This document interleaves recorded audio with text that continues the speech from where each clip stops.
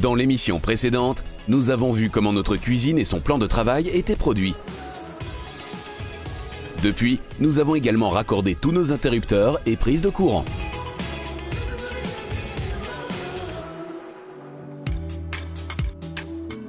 Dans cette émission, nous continuons dehors. Après avoir posé les fondations nécessaires, nous finissons l'allée proprement avec des plaques de stabilisation de gravier.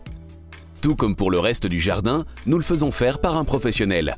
Il a le bon matériel à sa disposition, ce qui nous permet d'être certains que tout est fait dans les règles de l'art. C'est pourquoi nous ne pouvons pas ici faire des économies. L'extérieur de la maison a déjà beaucoup changé par rapport à notre habitation d'origine. Seule l'allée à côté de la maison pourrait encore avoir besoin d'un lifting. C'est pourquoi nous consultons un fournisseur de matériaux de construction pour obtenir des conseils. Bonjour. Bonjour. Nous aimerions aménager notre allée. Oui. Avez-vous une préférence pour la pierre naturelle ou plutôt pour du gravier? Nous aimerions travailler avec du gravier. Et travaillez-vous avec des plaques ou pas? Ah, je ne sais rien à ce sujet. C'est pourquoi je suis ici. Nous pouvons aller voir ce que nous avons en stock pour avoir une bonne idée de ces stabilisateurs de gravier. Les plaques en nid d'abeille, vous les avez en 3 et 4 cm. Le 3 est le plus souvent utilisé pour les sentiers de promenade ou pour une piste cyclable. Et le 4 est plus pour une entrée de garage où les voitures doivent rouler. Ce sera pour une voiture. Les 4 sont remplis de gravier.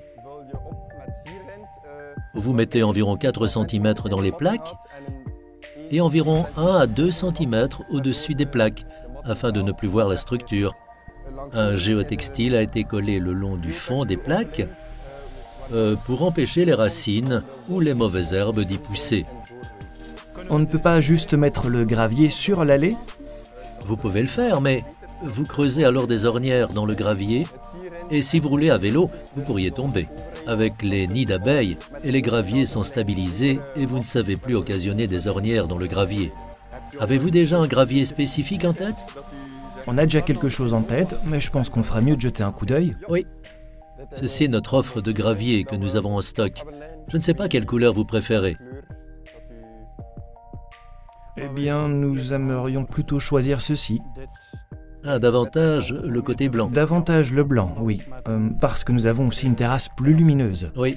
Le Icy Blue est un très beau gravier où nous avons 3 formats différents. Le fin, le moyen et le grand. J'opterai moins pour le grand, car vous verrez davantage les plaques. Mais le fin et le moyen sont très bien pour être utilisés dans les plaques. Mais pour une entrée de garage, je recommanderais quand même de travailler avec le gravier de taille moyenne afin qu'il soit plus serré et qu'il ne puisse pas glisser lors du passage de la voiture. Celui-ci donc. Pour la finition, nous choisissons donc des plaques de stabilisation de gravier que nous remplissons avec du gravier de taille moyenne. Cependant, comme il s'agit d'une entrée de garage, avant de pouvoir commencer à poser les plaques nous-mêmes, nous devons nous assurer d'avoir une fondation solide. Tout comme pour notre mur de soutènement et nos dalles de terrasse XXL, elle sera constituée d'une couche de gravat de béton avec une fine couche de nivellement sur le dessus. Compte tenu d'une épaisseur de construction qui doit pouvoir supporter le poids d'un passage ordinaire, comme une entrée de garage, nous devons donc nous assurer de creuser à une profondeur de moins 30 cm par rapport au niveau de finition souhaité. Nous devons bien sûr tenir compte à la fois du niveau de la rue et des limites du terrain. Le plan de l'arpenteur géomètre est donc nécessaire dans notre cas. De cette façon, nous savons exactement jusqu'où s'étend notre parcelle. D'ailleurs, notre allée fait partie d'une petite route. Sur le plan d'aménagement urbain, nous pouvons vérifier sa fonction spécifique. Il en ressort qu'il s'agit d'un sentier. Une servitude de passage s'y applique au profit de la commune. En d'autres termes, tout le monde est autorisé à emprunter cette route, ce qui fait qu'elle doit être libre de tout passage à tout moment. L'exécution des travaux a été également transmise à la commune et est signalée par une signalisation appropriée sur place. À l'aide du plan, l'entrepreneur de jardin peut maintenant déterminer où doit se trouver l'entrée. De cette façon, il peut définir une ligne de référence pour savoir où creuser. De toute façon, nous devrons prévoir des bordures pour que les graviers restent bien en place et ne se répandent pas.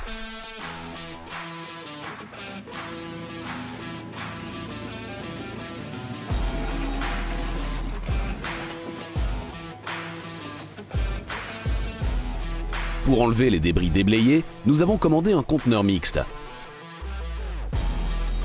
Il peut contenir à la fois de la terre et des déchets de pierre, car il serait impossible de les trier.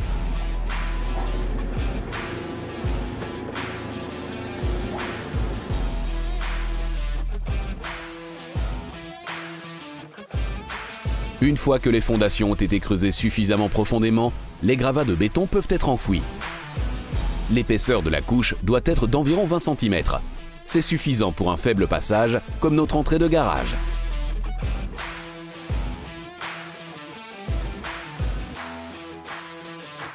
Pendant que nous travaillons sur notre couche de fondation, nous veillons aussi aux bordures nécessaires. Celles-ci sont essentielles pour que le gravier reste en place et que la stabilité soit garantie. Afin de pouvoir les fixer correctement, nous creusons des tranchées d'environ 25 cm de profondeur, parce que nous allons fixer les bordures avec un stabilisé. Les bordures elles-mêmes mesurent 15 cm de haut, ce qui signifie qu'il y aura encore 10 cm de stabilisé sous les pierres. Nous prenons donc une grande couche comme fondation pour que les bordures ne s'affaissent pas si on devait rouler dessus. L'épaisseur pour la finition des bords est de 5 cm. C'est suffisamment solide et en même temps ça n'a pas l'air trop lourd visuellement. Afin de connaître l'emplacement exact des pierres de bordure, l'entrepreneur peut se baser sur la ligne de référence qu'il a tracée pour définir la limite de la parcelle. Cela indique également la hauteur à laquelle les pierres de bordure doivent être placées. Lorsque la cavité est remplie à peu près à la bonne hauteur, il peut alors commencer à poser la bordure. Le plus important ici est que le bord de la pierre suive le cordon de maçon bien tendu. En utilisant un marteau en caoutchouc pour ajuster l'avant de la pierre, c'est en principe facile. De cette façon, vous placez les pierres de bordure les unes à côté des autres. Veillez à ce que la pierre soit toujours bien ajustée à celle qui se trouve à côté. Alors, poussez-la bien contre elle et frappez jusqu'à ce qu'elle soit exactement dans la même ligne. Afin de s'assurer que la bordure ne peut pas se déplacer latéralement, l'entrepreneur de jardin ajoute un peu plus de stabilisé après le placement.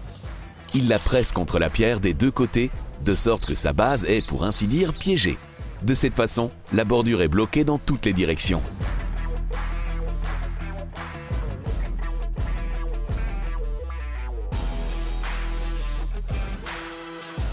En principe, placer la bordure est quelque chose que vous pouvez faire facilement vous-même. Assurez-vous simplement d'avoir une fondation suffisamment solide et tendez un cordon de référence afin que votre bordure soit également bien droite. Il sera peut-être nécessaire de remplir ou de niveler les gravats de béton, ce qui est plus facile maintenant que nous avons nos bordures. Nous réglons le laser de construction avec le niveau de notre bordure comme hauteur de référence et pouvons ainsi mesurer si les gravats de béton sont bien 10 cm plus bas.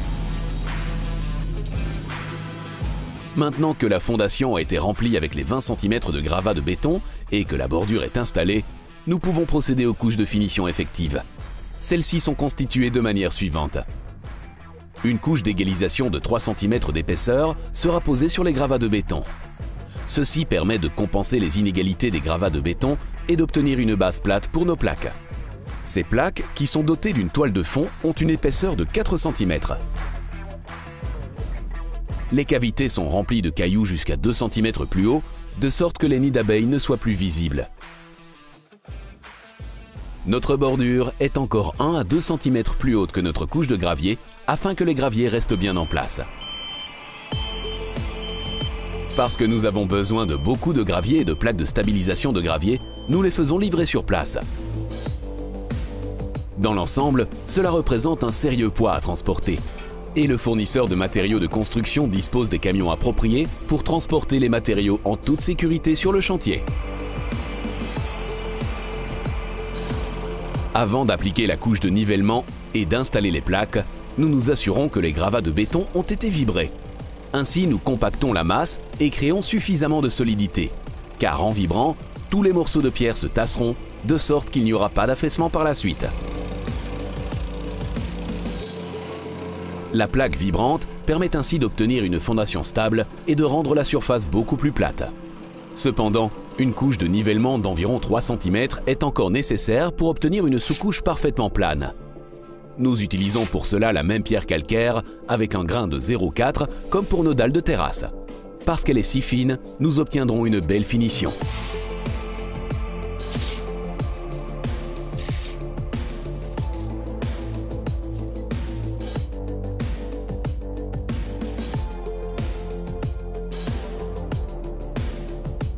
L'entrepreneur de jardin utilise de nouveaux guides afin que cette couche de pose arrive à un niveau parfait.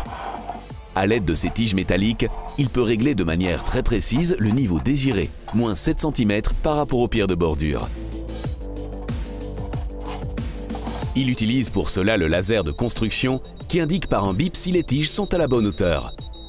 Avec un marteau, ils peuvent facilement être ajustés jusqu'à ce que la position correcte soit atteinte. En utilisant ensuite une longue latte pour guider les pierres calcaires le long des guides, on obtient une couche supérieure parfaitement plane. Il n'est pas nécessaire de secouer cette couche de nivellement car le matériau, qu'il s'agisse de pierre calcaire ou de sable, est déjà dense en structure. De plus, le broyage fournit également un compactage supplémentaire. Il est toutefois important que cette couche de nivellement ne soit pas trop épaisse, sinon elle s'affaisserait sous la charge. Cette couche de pose peut sembler superflue pour une entrée de garage, mais plus la surface est plate, plus vous serez en mesure de bien placer les plaques et mieux elles seront soutenues, ce qui, en fin de compte, assure un résultat final plus durable et plus soigné.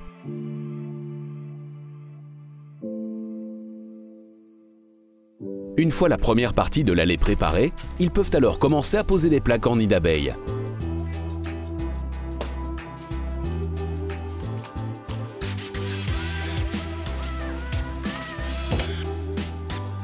Ils commencent dans le coin et prennent comme référence la ligne de la margelle car elle est bien droite.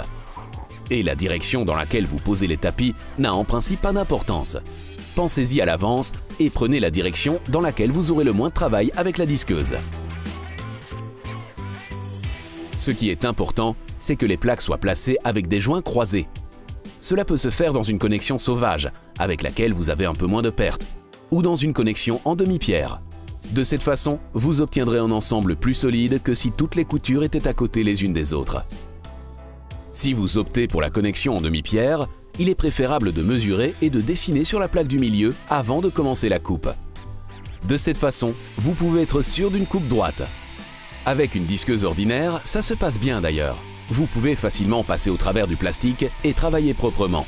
Veillez à ce qu'il y ait quelque chose sous votre plaque afin de ne pas endommager le support lorsque vous disquez. Les plaques peuvent être maintenant posées simplement sur la couche de nivellement. Il n'est pas nécessaire de les ancrer mécaniquement car le gravier aura suffisamment de poids pour que les plaques restent parfaitement en place.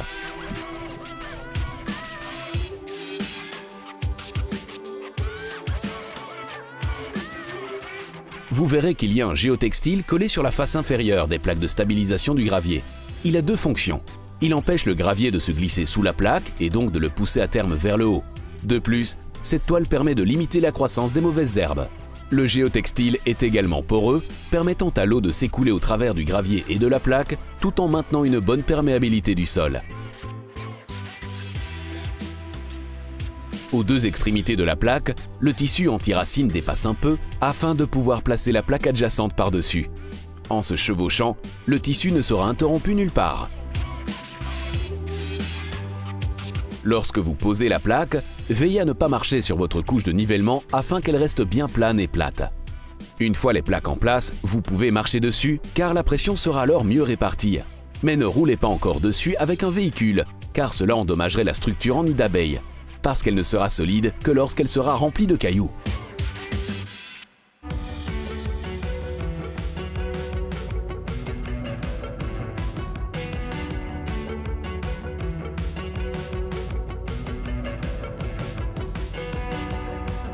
Pour remplir les plaques, nous allons donc travailler en sens inverse. Nous commençons à notre point final et travaillons jusqu'à notre point de départ. Avec notre grue, nous ne roulons que sur les pièces déjà remplies pour combler le reste.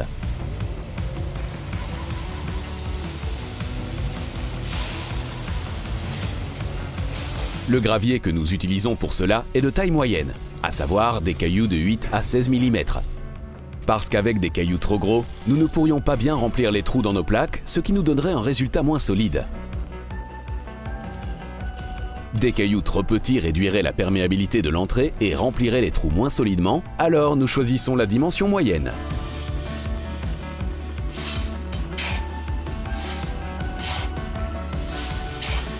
Il y a deux façons de remplir les plaques. Soit vous apportez le gravier avec des brouettes, ce qui prendra bien sûr beaucoup de temps. Soit vous utilisez des big bags dans lesquels les cailloux sont livrés. Pour ce faire, vous aurez besoin d'une petite grue adaptée avec laquelle vous pourrez soulever les sacs. Avec cela, vous pourrez l'amener jusqu'au-dessus des plaques vides. Vous découpez ensuite une ouverture dans le fond du sac pour que les pierres puissent être placées le plus rapidement et le plus facilement possible. Bien sûr, il faudra toujours tout bien répartir à l'aide d'une pelle et ratisser de manière égale à l'aide d'un râteau. De cette manière, vous remplissez d'abord les plaques de 4 cm d'épaisseur, puis vous les remplissez d'une couche d'environ 2 cm au-dessus de la plaque. Avec cette couche, vous vous assurez que les plaques ne sont plus visibles. Pour les graviers plus clairs, il est donc conseillé d'utiliser la version blanche des plaques de stabilisation de gravier. Si vous obtenez pour un gravier plus foncé, il vaut mieux opter pour la version noire, parce qu'une teinte adaptée rendra les plaques moins visibles au travers du gravier.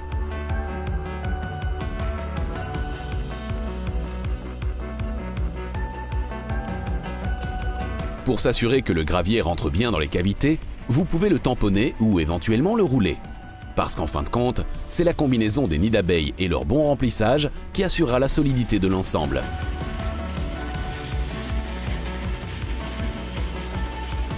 De cette manière, nous nous attaquons morceau après morceau à notre allée et nous obtenons un résultat bien plat dans lequel nous n'aurons pas d'ornières ou de trous. Il sera peut-être nécessaire de ratisser le gravier de temps en temps pour obtenir une finition impeccable.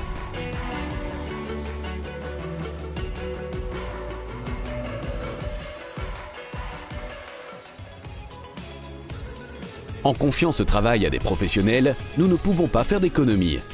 Le montant épargné restera donc à 83 230 € pour l'instant.